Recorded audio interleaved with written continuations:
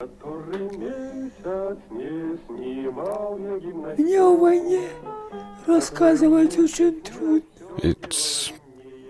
very difficult for me to talk about the war.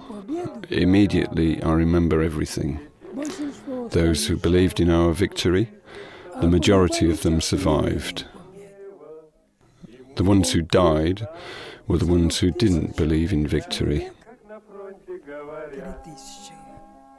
In a regiment of 3,000 people, after 4 days of battle, 170 remained. Many of them are still around.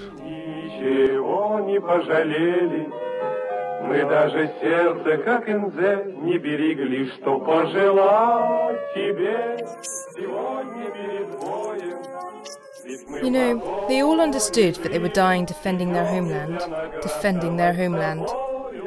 Someone said, "Help me, save me, I still haven't seen my children," or "I still haven't seen a newborn baby," or "I have a lot of children." People asked a lot, but we were powerless in the face of, well, we were powerless. Dying for the fatherland with the people isn't like dying as an enemy of the people. In the peaceful pre-war period, the people were divided into executioners and victims. During the years of Stalin's repressions, death hung over the country of 200 million. Fearing death, people displayed the most vile characteristics: cowardice, meanness, treachery. In the camps, they feared death less. There, they dreamed of it, dying from beatings, backbreaking labour, hunger, cold, torture. The exact number of deaths is unknown to this day. It amounts to tens of millions.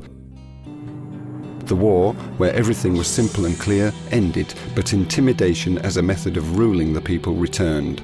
Once again there were waves of arrests. The case of the doctor murderers was interrupted by the death of Stalin.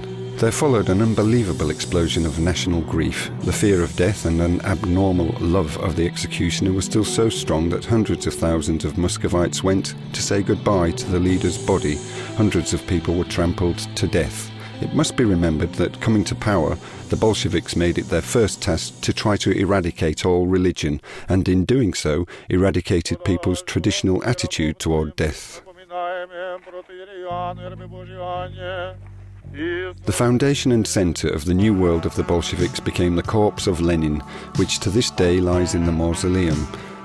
Can we really be surprised that the souls of those who survived the Soviet hell were so distorted that they were unable to begin a human life immediately? Before, we somehow grew up, I don't know, on patriotism, but now it's all money, money. What comes next? That's it. What comes next? That's the big question. Many understood that living without God in your soul and the Tsar in your head was senseless and suicidal.